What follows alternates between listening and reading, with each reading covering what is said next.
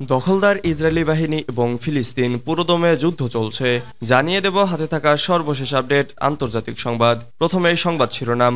আরও কট্টরপন্থীরাই ইরানের ক্ষমতার নিয়ন্ত্রণ নেবেন। এরপর জানিয়ে দিব রাফায় অবিলম্বে হামলা বন্ধ করতে ইসরায়েলকে আইসিজের নির্দেশ। এদিকে নেতানিয়াহুর বিরুদ্ধে গ্রেপ্তারি পরোয়ানার আবেদনে মার্কিন সিনেটরের সমর্থন। এরপর জানিয়ে দিব ক্ষমতায় গেলে ফিলিস্তিনকে স্বীকৃতি দেওয়ার কথা বললেন ব্রিটিশ নেতা। আরও জানিয়ে দিব এবার সোমালি জলদস্যুদের কবলে লাইবেরিয়ার জাহাজ। সর্বশেষ জানিয়ে দিব জর্জিয়ার সঙ্গে সম্পর্ক বিচ্ছিন্ন করবে যুক্তরাষ্ট্র। এতক্ষণ শুনছিলেন সংবাদ শিরোনাম, এবারে বিস্তারিত। তবে অনুরোধ থাকবে ভিডিওটিতে একটি লাইক করবেন এবং কমেন্ট করে জানিয়ে দিবেন কোন জেলা থেকে আপনি আমাদের এই ভিডিওটি দেখছেন। আরও কট্টরপন্থীরাই ইরানের ক্ষমতার নিয়ন্ত্রণ নেবেন। ইরানের প্রেসিডেন্ট ইব্রাহিম রাইসির আকস্মিক মৃত্যুতে দেশটিতে অস্থিতিশীলতার এক নতুন অধ্যায়ের সূচনা হয়েছে। এমন এক সময় রাইসির মৃত্যুর ঘটনা ঘটল যখন ইরান পরবর্তী সর্বোচ্চ ধর্মীয় নেতা নির্বাচনের পথে হাঁটতে শুরু করেছে। 63 বছর বয়সী রাইসিকে এতদিন দেশটির সর্বোচ্চ ধর্মীয় নেতা আয়াতুল্লাহ আলী খামেনির উত্তরসূরি ভাবা হতো। তিনি দেশটির শক্তিশালী বাহিনী রেভলিউশনারি গার্ডসের কাছেও গ্রহণযোগ্য নেতা ছিলেন, কিন্তু গত রোববার রাতে আকস্মিক হেলিকপ্টার বিধ্বস্ত হয়ে নিহত হন রাইসি। এখন দেশটির পরবর্তী ধর্মীয় নেতা কি হবেন বা দেশটির প্রেসিডেন্ট কি হবেন তা নিয়ে আলোচনা শুরু হয়েছে। রাইসির মৃত্যুর আগে থেকেই ইরানের অভ্যন্তরীণ রাজনৈতিক পরিস্থিতি অস্থিতিশীল হয়ে উঠেছিল। 85 বছর বয়সী খামেনির স্বাস্থ্য ক্রমেই খারাপ হতে শুরু করায় দেশটির রাজনৈতিক ভবিষ্যৎ কোন দিকে যাবে তা নিয়ে প্রশ্ন উঠতে শুরু করেছিল। অভ্যন্তরীণ বিক্ষোভ, দুর্বল অর্থনীতি, ব্যাপক দুর্নীতি ও ইসরায়েলের সঙ্গে উত্তেজনার মতো বিষয়গুলো মোকাবেলা করতে হচ্ছিল ইরানকে। রাইসির মৃত্যুতে দেশটির রাষ্ট্রীয় নীতিতে খুব বেশি পরিবর্তন আসবে না বলেই মনে করেন বিশ্লেষকরা। গবেষণা সংস্থা ইন্টারন্যাশনাল ক্রাইসিস গ্রুপের ইরান বিষয়ক পরিচালক আলী ভায়েজ বলেন, ইরানের রাষ্ট্রীয় পদ্ধতি ইতিমধ্যেই একটি পথে চলছে, যাতে সর্বোচ্চ ধর্মীয় নেতার পরিবর্তন হলেও তা ভবিষ্যতের নির্দিষ্ট লক্ষ্যের পথেই এগোতে থাকবে। তিনি একে কট্টরপন্থী দৃষ্টিভঙ্গি বলে উল্লেখ করেন। এর আওতায় দেশটির পররাষ্ট্রনীতি আঞ্চলিক সশস্ত্র গোষ্ঠীগুলোকে সমর্থন ও পারমাণবিক অস্ত্র তৈরির জন্য যন্ত্রাংশ তৈরির লক্ষ্য থেকে তারা বিচ্যুত হবে না। বিশ্লেষক ভয়েস বলেন, যাকেই পরবর্তী প্রেসিডেন্ট পদে বসানো হোক তাকে এই দৃষ্টিভঙ্গির সঙ্গে মানিয়ে নিতে হবে। রাফায় অবিলম্বে হামলা বন্ধ করতে ইসরায়েলকে আইসিজের নির্দেশ। ফিলিস্তিনের গাজার দক্ষিণাঞ্চলীয় শহর রাফাতে ইসরায়েলকে অবিলম্বে সামরিক হামলা বন্ধ করার নির্দেশ দিয়েছেন আন্তর্জাতিক বিচার আদালত। শুক্রবার গাজায় অব্যাহত হামলা নিয়ে আইসিজেতে ইসরায়েলের বিরুদ্ধে দক্ষিণ আফ্রিকার আনা অভিযোগের শুনানিতে আদালতের বিচারকরা এ আদেশ দেন। আদালতের বিচারকরা বলেন, ইসরায়েল গাজার বাসিন্দাদের নিরাপত্তার ব্যাপারে যেসব প্রতিশ্রুতি দিয়েছে এবং রাফা থেকে বাসিন্দাদের সরিয়ে নেওয়ার ক্ষেত্রে যে প্রক্রিয়া ব্যবহার করছে সেটিতে তারা সন্তুষ্ট নন।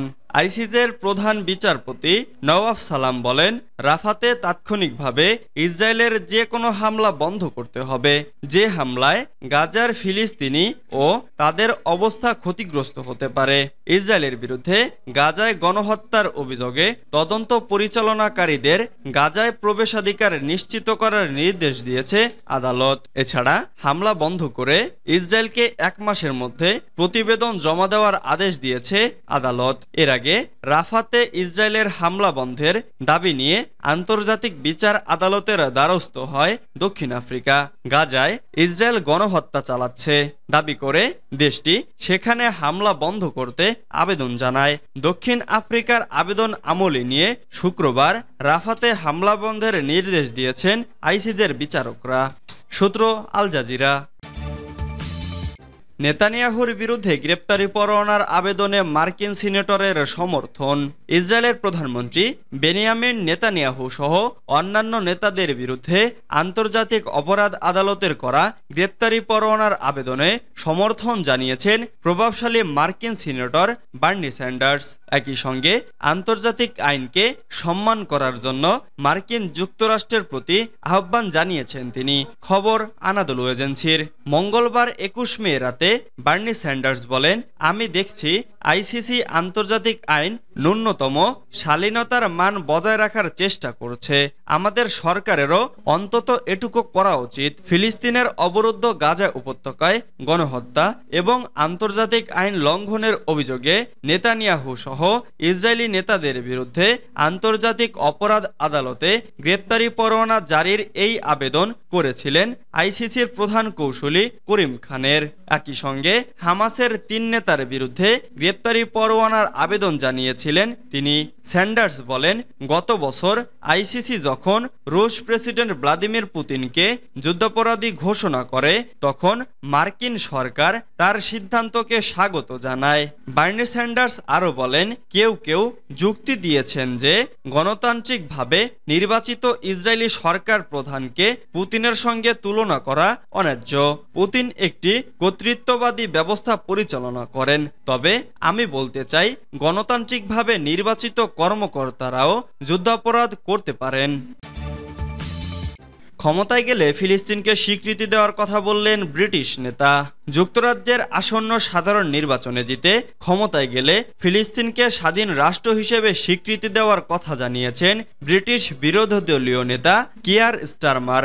শুক্রবার ২৪ মে বিবিসির কাছে তিনি এই কথা বলেছেন। খবর রয়টার্সের।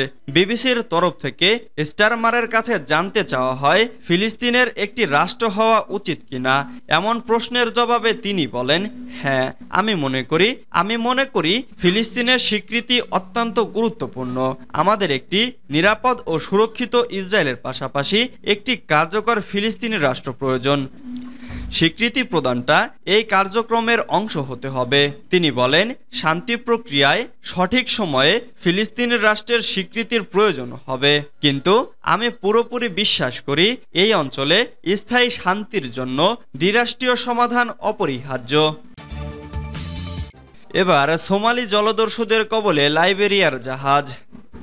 বাংলাদেশি জাহাজ এমভি আবদুল্লাহর পর এবার ভারত মহাসাগরে জলদস্যুদের কবলে পড়েছে লাইবেরিয়ার পতাকাবাহী পণ্যবাহী বাণিজ্যিক জাহাজ। তবে যুদ্ধজাহাজ ও হেলিকপ্টারের মাধ্যমে অভিযান চালিয়ে আক্রান্ত জাহাজটিকে অল্প সময়ের মধ্যেই সন্দেহভাজন দস্যুদের কাছ থেকে মুক্ত করা হয়েছে বলে জানিয়েছে ইউরোপীয় ইউনিয়ন নেভাল ফোর্সের অপারেশন আউটল্যান্ড। শুক্রবার এক বার্তায় অপারেশন আউটল্যান্ড এমভি বাসিলিক্স নামের ওই জাহাজ মুক্ত হওয়ার তথ্য দিয়ে জানায়, জাহাজটির ১৭ জন ক্রু নিরাপদে আছেন। ভারত মহাসাগর ও লোহিত সাগরে জলদস্যুতা প্রতিরোধে কাজ করা অপারেশন আউটল্যান্ড তাদের শুক্রবার প্রকাশ করা এক বার্তায় আরও জানায়, এমভি বাসিলিস্ক বৃহস্পতিবার ভারত সাগর অতিক্রম করার সময় সোমালিয়ার রাজধানী মেগাদিশু থেকে ৩৮০ নটিক্যাল মাইল দূরে জলদস্যুরা আক্রমণ করে। জর্জিয়ার সঙ্গে সম্পর্ক ছিন্ন করবে যুক্তরাষ্ট্র। জর্জিয়ার বিতর্কিত ফরেন এজেন্ট বিলকে কেন্দ্র করে দেশটির ওপর ভিসা নিষেধাজ্ঞা দেবে যুক্তরাষ্ট্র। পাশাপাশি দেশটির সঙ্গে সম্পর্ক পর্যালোচনা করবে তারা। বিলটিকে কেন্দ্র করে জর্জিয়ায় ব্যাপক বিক্ষোভ ছড়িয়ে পড়েছে।